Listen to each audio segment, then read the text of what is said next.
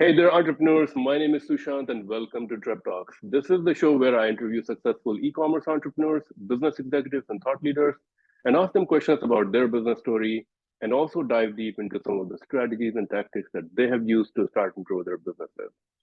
And today I'm really excited to welcome Phil Kalas to the show. Phil is the co founder of Ashland Leather Company. Ashland creates and sells handcrafted premium men's leather products that are guaranteed for a lifetime, and all of the wallets and leathers are made using old world techniques and designed to improve with age. And today I'm going to ask Phil a few questions about his entrepreneurial journey and some of the strategies and tactics that he has used to start and grow his business. So thank you so much for joining me today at Trip Talks. Thanks, Shishant. It's a pleasure. I actually was checking out some episodes before we got to meet each other here today. And it's just a real pleasure, and it's sort of an honor to be included in the list of people that you've already interviewed. A lot of special people doing really great things. So I'm pleased to be here.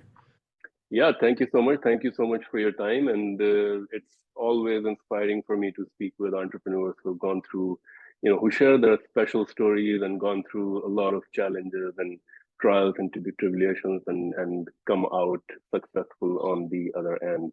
So I'm really interested about you and your business. What motivated you to get into the leather business? Sort of a happy accident, really. I was working, long story short, I was a musician. I've got a bass guitar behind me, which is my first passion. I was going to music school for a bit, and I ended up having to switch majors and move to Chicago.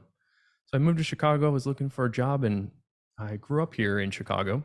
One of my family, or I call him a family friend now, I suppose it was a friend of mine from high school. His family has a business that is a leather tannery here in the city that has been in operation continuously since 1905. And I was looking for a job, and they sort of offered me a summer gig. And that summer gig turned into almost 15 years of working in a leather tannery. I fell in love with the material to such an extent that I started making stuff on the side. So in 2011, after working at the tannery for about 5 years, I started making some leather goods on my couch at home. And now, 11 years after that, that's turned into sort of a real business here, where we have, we sell thousands of wallets a year. We have 10 employees, and making a lot of wallets is what we're known for, but we also make belts and watch straps and other small leather goods. That's very interesting. I mean, so you basically started out as an apprentice and learned the craft and really built it into a business. Um, Yeah, the leather thing is interesting, and I think it's very important for me to talk about leather because when I first started working at that leather tannery, I didn't know that there was more than one type of leather, and you may not either. Most people I speak with don't know that leather is more than one thing, and it's more than brown. You can make leather for all different functions in all different colors and textures. They have different feels, different smells. So it's such a wide range of different things you can do with the skin of an animal, and I found it all completely fascinating. And it was that ignorance that wanted me was the ignorance of that that made me want to share it with more people, to have the same joy that I felt, for them to feel too. So I'm and is sorry to there a interrupt you. difference? No, no, no worries. And is there a difference between like which animal the leather is coming from, and are you using leather from like different animals, and what are the peculiarities, and is one kind of leather better for, like, let's say, working building shoes versus different kind of leather that is good for wallets and stuff? I think that's a really good question, and the answer is yes. Each animal has inherent characteristics. So, for example, the belts that we make, you cannot make a belt out of a lizard skin by itself. You would have to add some other thicker material or stronger material to the back of a lizard skin to make it durable enough to and thick enough to hold up your pants in a pleasant way. Mm. A lot of leather, most people believe that leather is made from cows. A good amount of leather that you find in the world is actually bovine, and more specifically, it's steer hides. And the steer hides are the animal, the steers are the animal that are raised for food. So for your hamburger, your steak, And the hide is the byproduct of that. Now, most of those animals tend to be pretty big and plump, and they tend to have thicker hides. So, in the example of a belt, you might want a thicker jumbo steer hide to use for an unlined single layer belt.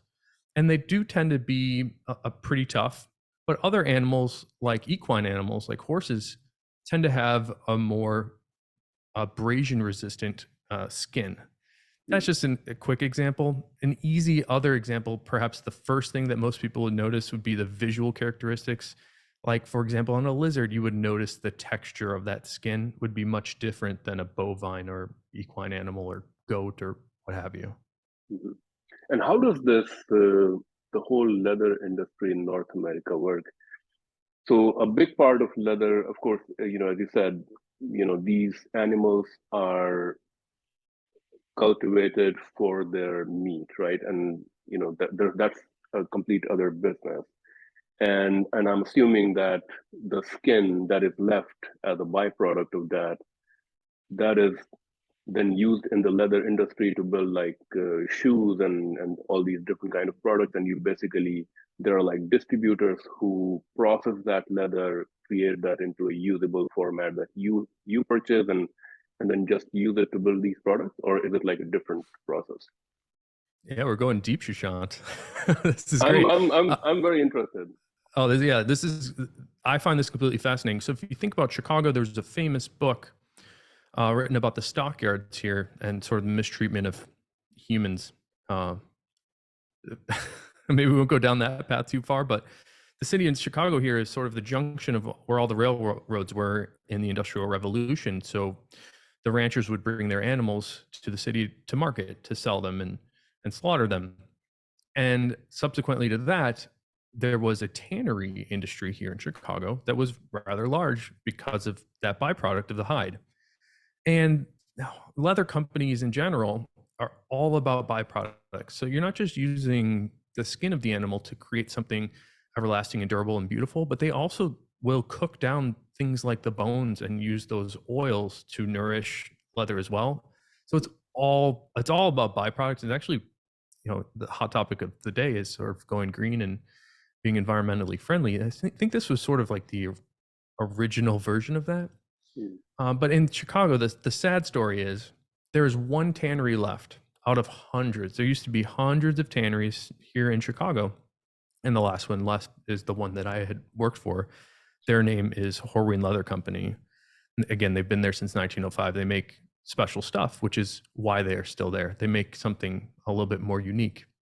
Their claim to fame, just as a quick example, is NFL football leather. Every football that you see was Mm. made here in Chicago. Be more precise, every football that you see, the material was made here in Chicago, and then they make those NFL footballs in Ohio. But the industry of leather tanning in the United States has sort of fallen, and there's just not a lot of it happening. It's become a very industrialized world, and a lot of the tanning has gone overseas, China, India, South America, all over the place. There's tanneries all over the world, and some of them are doing really great stuff. Some of them not so much. But in America, it's sort of a it's sort of a relic at this point, which again is to me is a testament to the materials that I choose to use being very special. So football leather is a very difficult leather to make because it has the feel of that pebble, the texture, but it also is sticky, which people might not know until they feel a ball. The tannery actually has a special formulation that they've been using since the 40s, I believe, where they tan this tack into the leather to make it sticky. That and the color and those three things are very hard for other places to do. So they're sort of a specialty tannery. It's like a blip on the radar of the world of leather. The things that they're also well known for is footwear, which you had mentioned. In the world, I believe most of the leather is used in footwear. There's also a lot of upholstery, car interiors, sofas, for example. And then there's little guys like me making wallets and watch straps. So it's a pretty big world of leather, but there's only a handful of people in the United States, which is kind of sad. So the business of leather that you are doing, basically wallets and products. And to me, it seems like you're only building products for men. And I would be interested to know why, that decision also. Is it is the business of leather really a more niche business now? Is it kind of like a dying industry and only people who are interested in, buying this specialized leather products will buy it? Because now there are more artificial products, and then there's also the topic of, being more vegan and, cruelty free and all these different things where, more of an activism around not wearing leather and these kind of things. So what's going on in the market around like all these? Is this like a growing industry? Is this a dying industry? And It's a where do really you fit? it's a really interesting question, and I'm now I'm now old enough to realize that there's some cyclicality or cyclical nature to the footwear industry and fashion in general. It's a little bit of a larger sine wave, but we do see upticks and downticks in the desire for finer leather footwear, for example. Right now, you're sort of in a moment where we're coming off of a peak from sneakers, a little bit more of like an athletic footwear type of thing. A lot of people are very interested in that, and I think it's cool. So there's like no competition as far as people in the leather world. There is a big interest in, we're talking about sustainability. There's a pretty large interest of people, and I suppose it's still pretty much a niche, of people that are interested in keeping their product for many years. Now, there's a pretty big trend over the last couple decades of this fashion that might last a couple months. There's a specific community that people can check out called Goodyear Welt, which is a particular type of crafting method for a footwear maker to attach a sole to. And this method allows that sole to be replaced. So if you choose a leather for the upper part of the shoe that's of a higher quality that can be maintained and not fall apart, you're able to resole that leather and wear that shoe or boot or what have you for many, many years. In fact, I get many customers that come to me because they see I use the leather that their grandfather's shoe was made that they are now wearing. So these are heirloom quality pieces that tend to be handed down from generation. So from a market industry thing, from a like a larger perspective, I think the leather world, I think that the demand is still there, and there are now new entrants. So we're talking about quote unquote vegan leather, which is a little bit of a pet peeve. It's not leather. There's people making leather substitutes out of things like pineapple and apple or organic materials. There's also a lot of it that's a little bit less friendly to the world that tends to be made out of petroleum products. So you see a lot of things that are marketed as vegan leather that are mostly like plastic, which is not necessarily the best thing for the earth.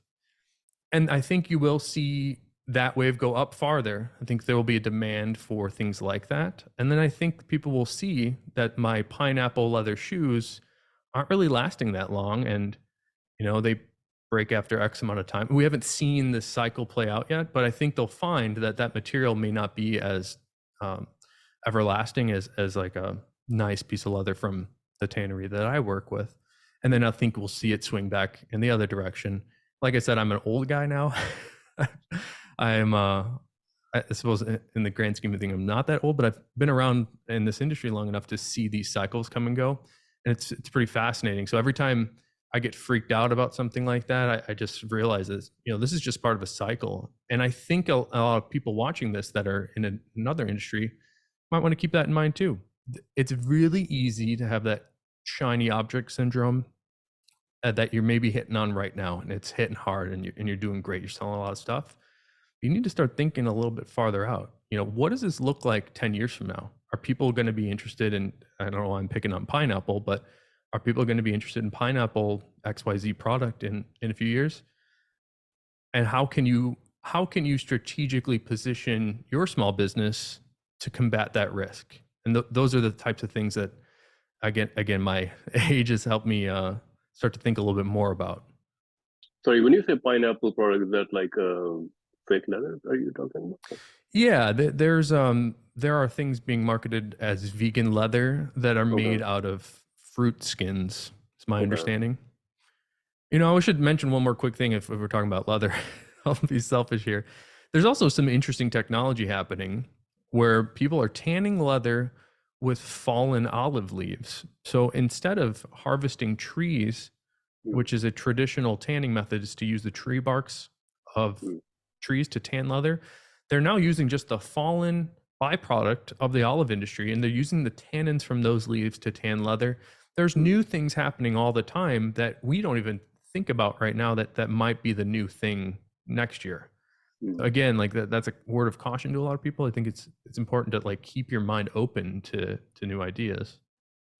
So, do you consider your business to be more of a leather business or more of a handicraft business? Are all your products are made by hand? Yes, made by hand in our industry is there's a little bit more precision required to speak about that. Some of our competitors, which I'm happy to have them. I think anybody making leather goods is a good person. I admire them. Mm, We use machines and we use hand stitching, so there is a little bit of confusion because sewing something on a machine I consider to be handcrafting.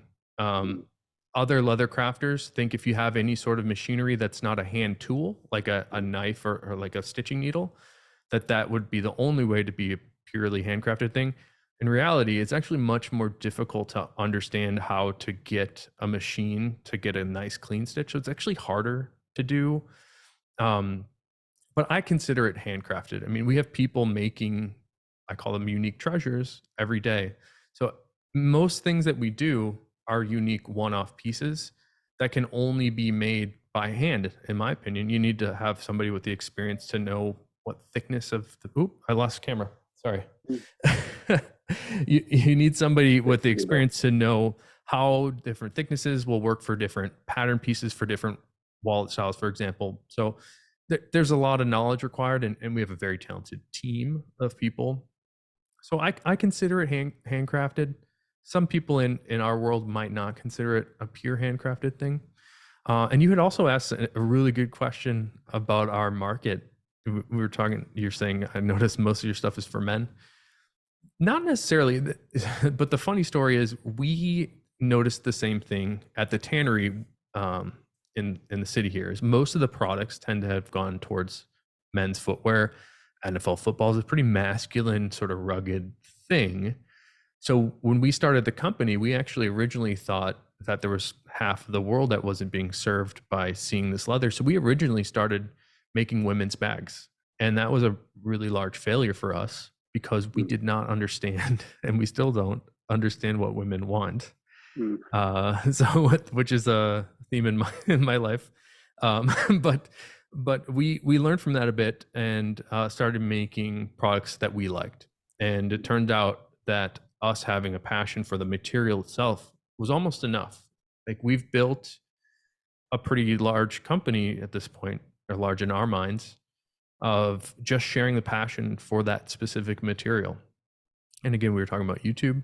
It's that YouTube is a really great outlet for me to share, all these special things. So we are doing some women's product now, which are not specifically for women, and it's gender sort of a loaded term in the world right now. We have a lot of women that tend to have more of a masculine style that like our products very much, mm, but we also are trying to we're trying to branch out to satisfy the desires of a little bit more of a feminine vibe. So we just released a product that has a zipper. So it's like a little zipper card holder that a woman might throw into their purse. I actually use it in my pocket. So it's either like a European style wallet or like a Japanese style wallet or American woman type of card holder thing. But honestly, like anybody can use anything. There's really like no gender to it. mm, But it's more of like the needs of somebody that puts a wallet in a bag. We're trying to think of it a little bit more that way. But mm. we are trying to branch out to cover more interests for more genders because we do have a lot of men. I think it's like 97% of our Hmm. audience is men. And many of them come to me asking about gifts for their wives. Like they want to share the material with their wives. So we're trying to go that way a little bit more. And I guess with this kind of product, it's probably easy to test out new products. You can create like a one-off kind of a thing, or a few items, and you can release it in the market and see what kind of feedback you're getting. If it's selling out quickly, you can create more. But because you're creating, it's not like machine production kind of a thing. How do you um, plan out your inventory? Like, let's say, if you're creating a men's wallet, or do you create like 100 and then just wait for it to sell out before creating the same one again? How do you plan Mm. your product inventory? Shashant, you are hitting my weakness, Okay. which is great. Something we we didn't really anticipate the level of success that we have achieved. And like I had mentioned, most of what we have done have just created products that we like, and we're trying to share the materials. So we have a pretty wide amount of colors and textures and leathers and styles. And it can be a large challenge to keep all of those things in stock. And we also, in addition to having what we call our stock items, we do something called private stock. So, to put it simply, if you're a car brand, maybe like Toyota, you have your Toyota Civic in 3 colors, and you have your Toyota Prius in 3 colors, and those are your stock items. You keep those. You try to have them all the time, and we have the same type of thing. But Toyota might also want to do crazy, awesome, unique treasures, as I call them. Maybe they're going to make one of ones of Mm. like a special sparkle finish with, extraordinary tires and like an extra row of seats. I don't know. Make it. I don't know much about cars, but they're making something unique, and they might sell that just as a special event. And that's what we do too. We call them private stock. Mm. Like I said, there's so many leathers that are more than just brown.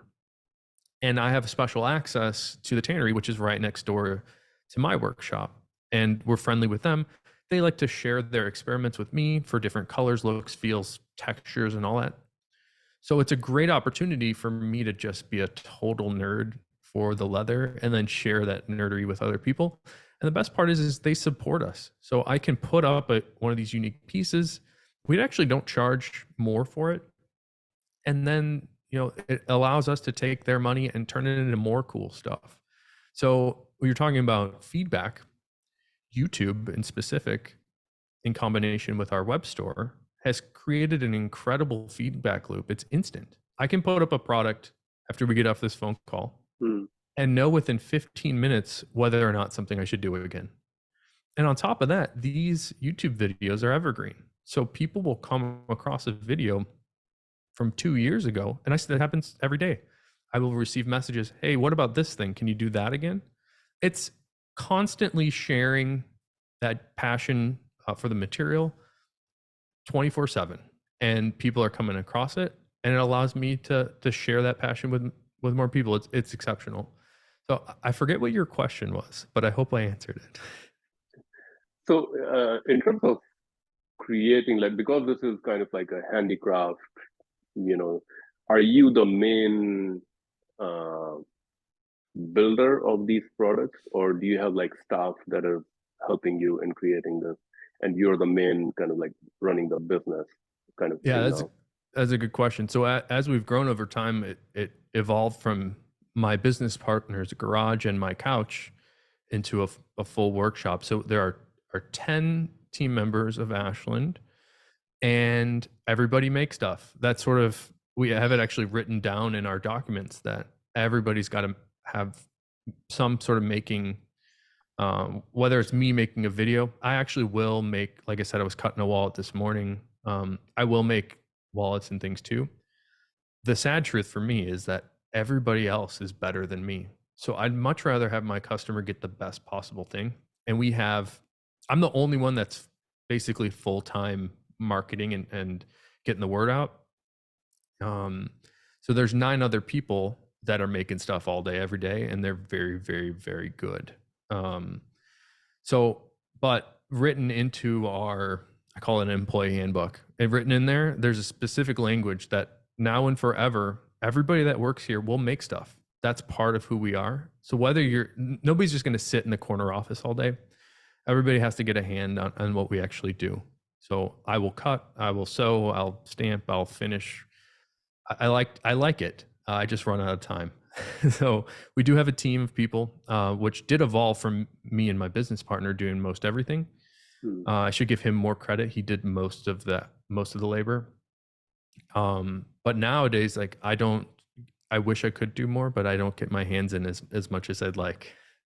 And when you hire your staff, is there like, are you actually training them to build these products, or well, I assume it's probably like an ongoing process, like nobody knows everything, so they're probably learning as they go from each other. But are you like, how do you recruit for people who create leather products? Because I'm assuming not everybody is inclined to, be there 7 hours every single day and creating leather products. How do you find people who are, first of all, have a talent for building this kind of product, and they want to do it day in and day out? You're hitting my weaknesses again. It's very difficult. And having said that, we've never actually had to actively recruit people, but we do know people. My brother actually works with me. My business partner's daughter works with us. So it's sort of been just from our network of people. And the truth, if anybody's trying to start a small leather goods company like us, the truth is that you can do this without going to school.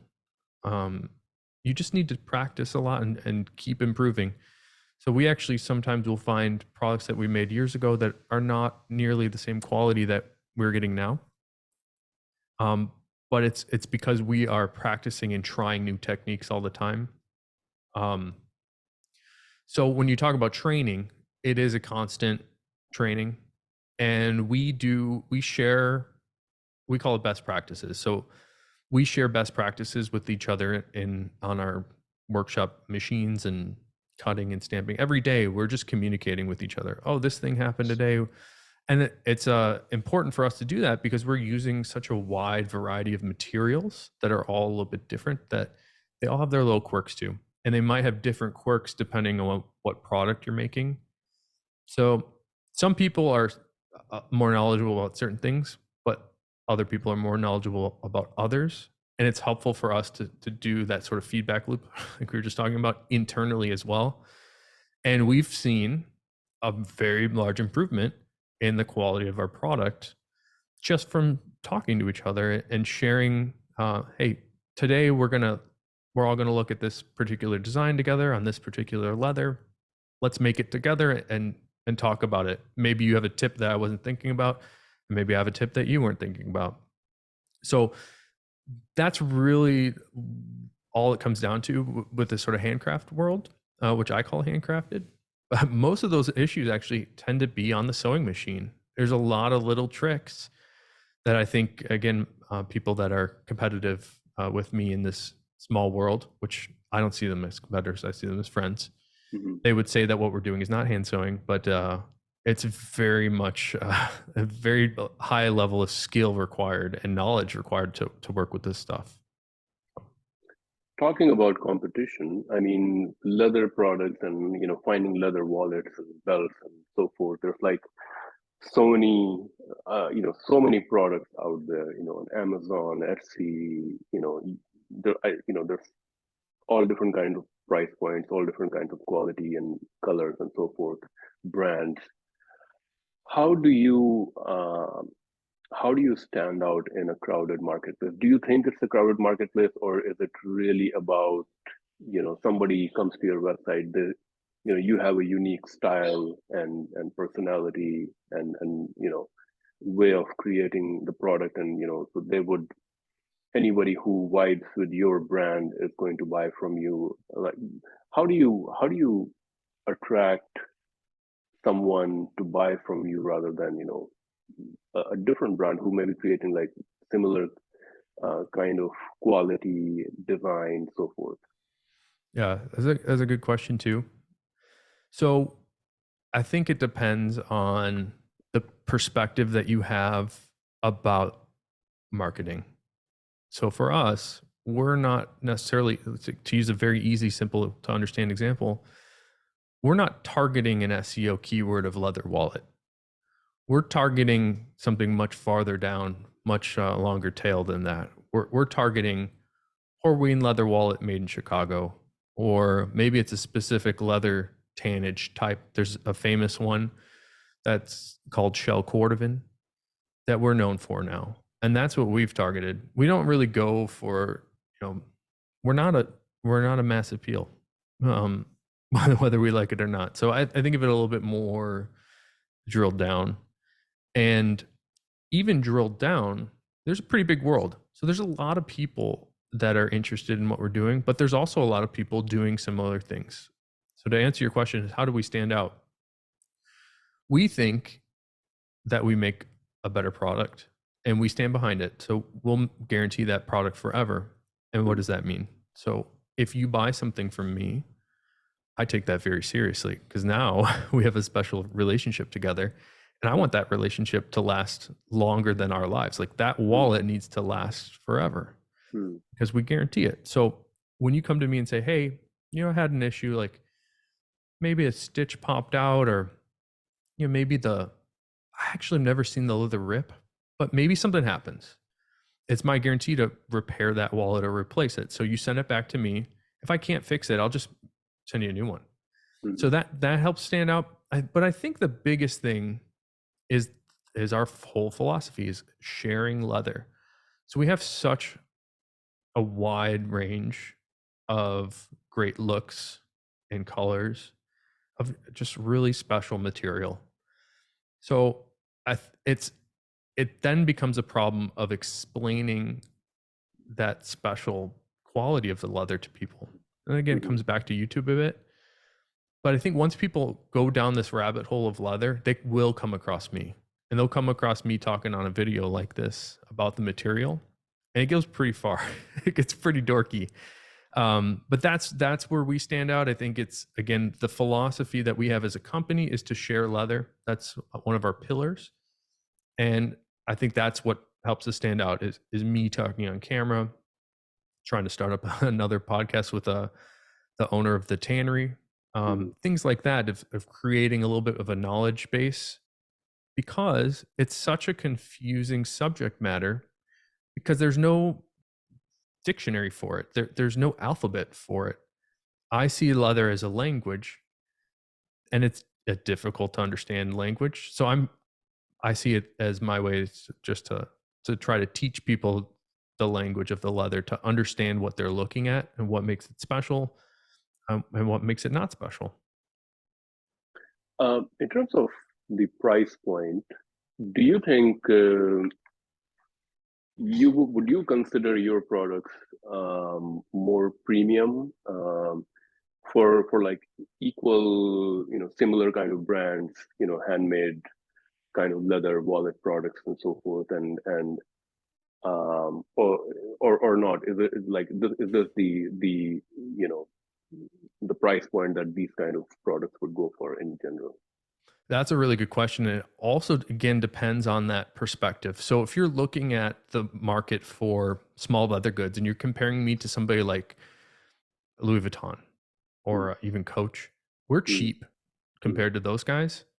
Compared to other people that are sort of a little bit more niche down with a smaller brand name, we're right on the money.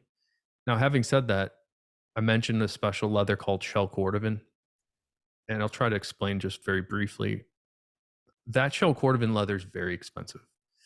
So most of the wallets we make, I'll just pick our most popular style, is a traditional bifold. That if I ask 99% of men, like, draw me a wallet, this is the wallet style you would draw. It looks like a bifold. It has 3 card holders on each side and a bill slot in the back. That's our best seller by a lot. And we make a really nice wallet that's $125. out of a leather that's called Dublin. And that word won't mean much to most people, but it's a Mhm. really nice leather. So that $125 is a lot. And in our world, doing a handcrafted premium material, that's a pretty good deal. So there's people that sell that same type of product, 150, 160. You go to Louis Vuitton, uh, Coach or something, it might be like 3, 400. And then the shell cordovan wallet that we sell in the same style is more than double the price. That shell cordovan wallet can go between, if it's all shell cordovan inside and out, we're going up to close to $400. And $400 is a tough bill for a lot of people. That's a lot. Now, having said that, the reason why is the material itself is 10 times the cost per square foot is how we purchase it. So you're talking about a leather that's $100 a square foot. So at the end of the day, that $400 wallet is actually, it costs, I don't think people realize how much money it is in just material to get that wallet made. So nobody's getting extra rich on charging that higher price point. It's just that's how much it costs. So that's sort of the philosophy where we've worked is we're going to make you the best possible thing. And these days, it's difficult to have people that want to work, want to do good work. So we pay them more, and then you get a better product in the end. We sort of put the price tag on the end. That's how we look at it. We're going to do the best we can to make the best product we can, and then, like I said, put the price in the end. So simply answering your question, it depends on your perspective. If you're comparing us with large fashion names, we're cheap. If you're Mm. comparing us with the rest of the world, we're sort of right on the money. I'd still say we're like a little high compared to others, but I think the value prop is better. Okay. Um, a little bit about marketing and branding. You did mention, you're big on video and explaining the product and so forth. Can you share about, all the different channels that you're currently using for customer acquisition? Which channels work really well for you? And once you have those customers, what kind of things do you do to continue engaging them, coming them uh, back for more, and so forth? Yeah. I keep mentioning YouTube, and I'll have to start with that again. I find the community on YouTube. I've seen some negative, gross communities before, but the people that we've connected with have been incredible people. So I would say YouTube number one. It helps us visually show. It's sort of the best substitute for seeing it in person, and I find it to be a great place to be. So YouTube is great. We also do a nice job with email. We connect to customers not just with email newsletters, which I will send out weekly. We use a platform called Klaviyo, which you're probably familiar with. They seem to be the standard these days, and we Yeah. integrate that with Shopify, and I find that to be very pleasant to use, and I recommend it. Additionally, at the bottom of our email template, there is a contact me directly form with a picture of my brother that says, "Hey, we're a small business. We want to help you out. If you have any questions at all, just let us know and just reply to the email." We do a lot of direct communication, one-to-one emails also. We also have Instagram, which I find to be less interesting. I just don't think we have the ability to perform well there. We're sort of not that short form. Or at least Mm, I guess I'm projecting my own desires onto mm, there. Like I like a longer form. Like let me really get into this and tell you exactly what's going on mm, because I want you to know. I want you to appreciate this thing as much as I mm, do. On a mm, 10-second clip on Instagram, I mean, we've done it, and we engage with people there. We have tens of thousands of people on Instagram, but I don't find it to be as pleasant as YouTube. I've fully avoided TikTok. mm. Um, I don't know. Like a lot of people suggest it. We don't use it. Then I'm going to drop an interesting one here that I've abandoned for lack of time. But something I found really powerful was a tool called Bonjoro. Have you ever heard of Bonjoro? Bonjour, no, Okay, really. it's a direct one-to-one video, personalized Okay. video that gets delivered via email, and you can set up a trigger. So what I used to do was every time an order would come in, I would Mm. get on my phone and make a Mm. personalized thank you video for a customer. In fact, what I would Okay. do, I would look at their tracking information. I'd say, hey, look, I saw you ordered this product. Thank you so much for supporting us. It's going to be delivered tomorrow. Let me know what you think. Happy to help you if you have any questions. And it was Mm. really great. I would do like little 30-second clips, but I was spending Mm. I was spending all weekend doing thank you videos, and I kept falling like months and months behind, so I had to abandon Wow. that. But I Yeah. really recommend a tool like Bonjoro or Mm. perhaps a competitor of theirs to engage directly like that with video. People were blown away that I actually would talk to them, which is the other thing that we try to do. Is we understand, or I understand, that the world these days is moved online, for better or for worse. Again, I'm old enough to remember a day where you'd go to the store. So, and you would have a relationship with your pharmacist, for example. Yeah. I want people to have that relationship with us. I want them to know that we're real people behind this web store. Mm. And I think that's something that gets lost a lot. So I spend a lot of my efforts on getting real people in front of my customers. That's really interesting. I've previously I've heard brands sending out personalized notes with the order, but of course, creating video is one step further of personalization. And of course, that going that extra mile does have that extra cost also in terms of time and so forth. Um, It so I wasn't guess, scalable for me. I found spending my weekend doing a live stream on YouTube. yeah. I mean, I was just able to reach more people that way. I mean, 1,030-second clips uh, every week or whatever, or more than that, is just, Mm. it's not achievable. We do the person. I will sign every packing list that everything we ship. I still do that if I'm in the shop. Mm. But it's if people watching or listening to this want to take anything away, my dad, take anything away from this conversation, is my dad is a salesperson, and I Mm. grew up watching my dad develop relationships. And Dad, Mm. if you see this, thank you. I don't think I've told you this before, Dad, but he sells medical equipment, and he would spend all day on the phone.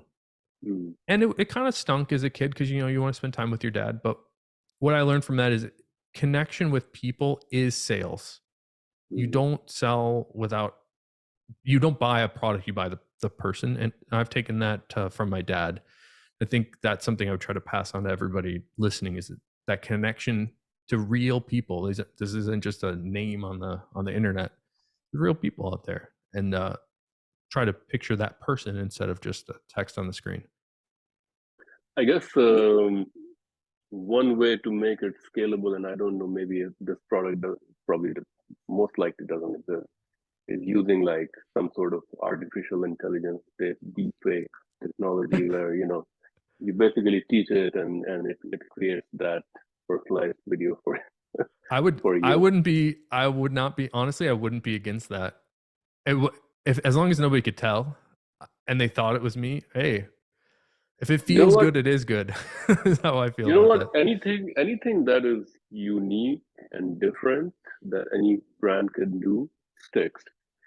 And but usually what happens is when a trend starts, then everybody is starting to hop onto it, and then it kind of becomes like the norm, and then it's like everybody is either becomes a table stake and everybody's doing it. So yeah, if you're the leader and if you adopt doing something different which is unique and catches the customer's eye in a positive way, then I think it can definitely have a positive impact on the business.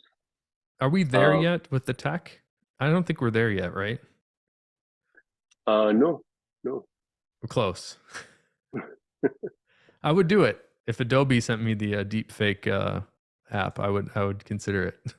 I think right now it's probably more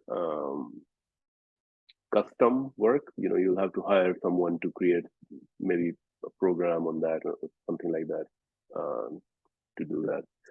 But is your main channel for selling just your website, or do you also sell like through Etsy or eBay or Amazon, any of the marketplaces? We have our web store is essentially all of it. We do have a shop on Etsy, which we don't have much product up there. I put that up as an experiment a few years ago with very limited things. We do have a leather conditioner that is a very nice product that we sell on our store, but we also sell it on Amazon. But more or less, everything is direct. Now, we started selling mostly wholesale. So in 2011, e-commerce wasn't what it is today. So we were working with retailers. In fact, our first customer was a really interesting store in Japan. So our first order, like from overseas, and like a very discerning customer, was a retail store. So we were wholesaling product back then, and we have sort of not purposefully shied away from wholesale, but we've become busy enough with our direct sales. We sort of had to turn that down in terms of, and there's ways to do that. You can offer higher, you can just raise the price on them, or you raise the lead time. You say like, look, we want to work with you, but like it's going to be more money and take way longer. So sorry, but it's like kind of a way of saying no without being jerk about it. Cause, it's just the way it is. Like I have a responsibility to take care of our team as best I can. I think of the stakeholders of our employees as number one. Um, so everything we can do to provide funds to them, I think about. But that ends up being, turns out, especially now, is direct sales. So we have a web store, we have a workshop that's not necessarily laid out for selling in person. However, we do have people come by appointment, which is really fun to be able to talk to people in person. But we're not like a retail store, but we welcome people in. Okay. In terms of your warehousing and fulfillment, are you, I'm assuming like this kind of product doesn't require a huge space to warehouse, but in terms of fulfillment, like, are you shipping only within US right now? And if yes, are you working with like, do you charge the customers for shipping fees, or is that a complimentary thing? Do you offer free returns? Can you share a little bit about, post-purchase experience? Yeah, you kind of nailed one of our strategic advantages is we have a lot of packages for our orders that are under 1 pound. So if it's a product that's very expensive, we'll ship it UPS ground. And anything over $150 is free domestic shipping, so United States. We don't have large product, so it's cheaper to ship less expensive stuff with first class mail. And it's also, like you point out, less expensive to warehouse. Now, warehouse is sort of like a grandiose word for what we have. We're a small workshop. I think it's like 2,000 square feet. And we managed to have all our production in there. I have like a little photo studio, video studio, and we keep all our inventory. We're kind of getting close to maxing it out. But luckily, you can store a lot of wallets in a small space. So we do that all in house. We ship in house. We don't have any fulfillment or third party logistics type places. Everything that we sell through our website is, again, free shipping over $150. We will ship internationally, and we have a lot of people that are interested in what we're doing. Very thankfully, to people in Japan and Korea, UK, Singapore is a big one, all over the world. And we're like, I think about that a lot. It's very flattering. But we charge all international shipping. It's actually kind of risky to ship internationally. Um, it sucks for the customer and it sucks for us. I just don't see a better way around it. But we charge a flat rate for international, and we ship everything with UPS expedited international. That's something we had switched to during the pandemic or the early stages of the pandemic because USPS was cheaper. Back then, it was literally taking months for people to Mhm. get their stuff, and it created a problem for our business. It's just like we can't do that anymore. So we just switched everything to UPS, which has been great, but it sucks for the customers. I think the import fees. They have like a special service fee on UPS International that hurts the customer, which I don't like. So there's no good solution for international. So people do pay for it. We've worked with some distributors in Japan before. I'd be open to that again, but most of what we do, I think it's 90% is domestic US, and we do all that ourselves through Shopify. We print our labels through Shopify. Cool, cool. I mean, this is the question that I am interested personally myself also. With any leather product like this, or even like leather shoes and stuff, do you have any like, being in the leather industry for such a long time, like what are one or two big things someone can do to really preserve the leather, like, leather care kind of a thing? Is it really about using some leather care product, or is it like, doing something else? Tough question. It sort of depends on what you're starting with. Um, it might sound a little cliche, but not all leather is created equally. So it's kind of hard to improve something that is just going to break. Mm, There are just leathers that have less things tanned inside of them, which makes them less durable and less strong. It also reduces the cost to put less in it. So I think the number one thing is, again, these days it's incredible the amount of resources that we have with the internet. You can do a lot of great research. You'll probably come across somebody like myself that has a lot of good information. People on Reddit. There's a subreddit called Goodyear Walt. They have great information on footwear. And these are total nerds, like people that are really knowledgeable on a very specific thing. I would start by finding a reputable brand with a style that you find visually appealing, and then start from there. And you can even ask them, hey, what do you guys think of this? Is this a good one? So start with a good material, start with a good maker in the footwear world. That you can also make it poorly. mm, And then after that, let's say you have the perfect, like a really good material and a really good build. Maintenance is also a bit of a contentious world, but think of leather like you think of your hands or your hair. That's how it's the same thing, organic material. So actually, you might be able to tell my hair's a little bit wet right now. mm, I took a shower. I washed my hair with soap. mm, And when you wash your hair with soap, it pulls out all those oils and fats. They're actually nourishing your hair. Maybe it doesn't look great, but it's nourishing those fibers. And the same thing mm, happens in the leather. So if you have a dirty leather shoe, you can wash it off with soap and water. Now, the caution there is that you need to condition it in the same way you condition your hair, or you might lotion your hands after you wash it. I notice, especially in the winter when it's a little bit drier, I live in Chicago. We get pretty dry, cold winters. My hands get a little bit chapped if I wash them with soap. So lotion on my skin helps prevent that chapped look and feel. This is the same thing on the leather. So conditioning is important. Now, having said that, you can over condition and it will fill up the fibers of the leather in the same way that a sponge gets saturated with water. You can saturate the leather with so much conditioner that just starts to look like conditioner, which is gross. It will look really cloudy. mm, So you got to kind of start small and you can always add more. But that's what I would say in terms of maintenance, to increase the longevity.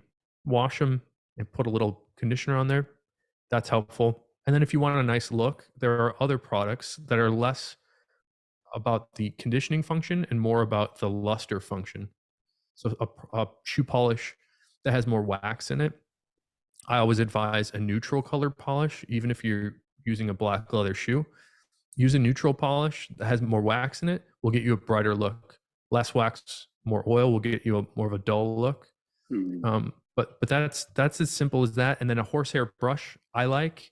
A lot of people use soft cloth. You can use like a diaper or something like that and just buff it. Tends mm, to give it a nice sheen. Oh, and usually the biggest thing is if you start with, I like analogies a lot if you can't tell. It's kind of like a cook, or if you go to a steakhouse. You don't necessarily want to buy a really fancy steak and have them cover it with sauce. Like you kind of just want the chef to like do nothing, do as little as Mm. possible, because that natural steak, the meat was, maybe it's like Wagyu beef or something, Mm. some fancy kind of meat. You don't want them to mess with it because it's special as is. It's kind of like that with the leather. You can sort of overdo it. So general rule of thumb, if you start with a good material, less is more. You probably don't need to do much more than just brush it often, most often. And that's what I do. I'll wipe down my boots with even just like a little bit of water, and then just brush them, no soap. Um, so again, start with a good material first. It's the most important. Cool. In every entrepreneur's journey, there's always lessons learned, failures, um, mistakes made. Can you share maybe in your own, history of running the business, any big mistakes or failures or lessons learned? What did you learn from it, and what can other entrepreneurs learn from it? We touched on it briefly that I started making a product for a market that I didn't understand, which was Mm. women's bags. Mhm. Um, that was the biggest mistake. Luckily for us, we pivoted quickly. I mean, it wasn't even intentional. We just got an order. But I think the biggest piece of advice I would give is to think about the philosophy of what you're doing. And I get people emailing me, young entrepreneurs, people in college will message me and say, "Hey, I noticed you're doing pretty well. Do you have any suggestions?" And the thing I always suggest is start with the philosophy. Like, what are you doing? Like, what is it that you stand for? And I think if you answer those questions in a concise way, and you have a market that demands that, you have a business. But for us, I have I have so many interests. Music, leather crafting. I like a lot of stuff. And I could pull those all into the umbrella of Ashland Leather Company and do all sorts of crazy products. But we found that when we start to get down other paths that are not core to what we do, we tend to struggle, and it tends to take away from what we're already doing. So, an example of this moment at Ashland, we're so busy, we can't keep up with the demand. If I start talking about, like, I'd really love to have a leather guitar strap. If I asked my team to start developing a leather guitar strap, we would just disappoint more of our existing customers and exciting me. But it just for our business, it doesn't necessarily make much sense. And then your counterpoint to that might be, well, why don't you just hire more people? So that's also sort of core to our business is we've found, with the exception of the last 2 months, that we've grown organically all the way to now. So over the last 2 months, I've been experimenting with Google Ads, and they work for me. Mm. They might just be retargeting for me, but I'm using Google Shopping ads through an app in Shopify. Um, but we've grown organically, and I have a philosophy of treating our employees right. And what scares me to death is the notion of having to release employees because I can't afford to pay them. So I've been very reluctant to expand beyond where I kind of like to get just to the point of uncomfortable, or like extended amount of discomfort before we employ more people, because I don't want to have to let people go. So that's part, I mean, again, that's like my philosophy that's been imparted into the business. But the bottom line here is you need to know who you are and what you're doing. And that's very critical to any company. And it's a kind of a tough, could be a tough question to ask, but I think that's the most important thing. Great. So now we're going to move on to our rapid fire round. And in this segment, I'm going to ask you a few quick questions, and you have to answer them maybe in one word or, one sentence or so. It's gonna be tough for me if you can't tell. Long-winded. Let's do it. Um, I'm ready. we'll try. One book recommendation for entrepreneurs or business professionals. There's a book by Malcolm Gladwell called Blink that I very much like. We make products that have natural character, and every one of them is a little bit different. So everything we ship we'll have something wrong with it, and it's up to me to make that determination of whether or not we want to ship that product. So what I do is I look at it very quickly, and if it doesn't, it's sort of like my experience and using my intuition to impart a judgment on a thing, and that's sort of Mm. what the book Blink does, or at least it illuminated that notion to me. So I recommend Blink. By the way, what do you do with the products that don't pass your test? Like, do you throw them or do you sell them at a lower cost? Or Yeah, we actually that was what I was working on today. We do something called an irregular sale, and we have a section on our website called sale. And okay. every now and then, when we accumulate enough irregular items, I'll put them up at a discount, and they start at 20% off. And sometimes we'll even have products that we try out, so I'll sell those for like half off. That depends on the quality of like where they're at. But all this stuff, it's like good material, so it's still usable. But we, have no other home for it, so discount them. An innovative product or idea in the current e-commerce, retail, or tech landscape that you feel excited about? It's an innovative company Product or idea. product. I'm wearing a shirt right now from a company called Asket, Asket. They're a Swedish company that I think they're relatively like new sort of startup, and their notion is to create very high level of in-depth detail on their sourcing for all the materials that they're using. Mm. I like the shirt a lot. I'm wearing it. They also make not just like small, medium, large, but they'll do like short, regular, and long lengths for each of those sizes. And I actually had an experience with them recently where I bought some pants or some shorts, and they kind of ripped. And then I messaged them, and they had incredible customer service and sent me another pair. So I'm kind of a fan now. So Asket's doing some interesting stuff out of Sweden. Awesome. A business or productivity tool or software that you would recommend, or productivity tip? I really like YouTube. This is like the 10th time I brought it up here. Okay. So I won't expand on that, but I've had friends of ours that are small business owners that aren't on Shopify, and I push Shopify on them frequently. I find that to be an incredible tool. A startup or business in e-commerce, retail, or tech that you think is currently doing great things? I'll go to Ask It again. Okay. Just what they're doing at Ask It is new and different, and I find everything I do, I want to be new and different. I just get in my music taste, for example, like if I've heard it before, I just can't do it. So I get really excited by people trying new stuff. So Ask It would be my answer for that too. Cool. A peer entrepreneur or business person whom you look up to, or someone who inspires you?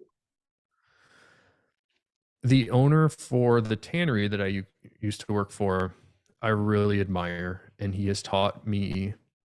What's interesting is he's a family business also, and he's succeeded there now in 5 generations.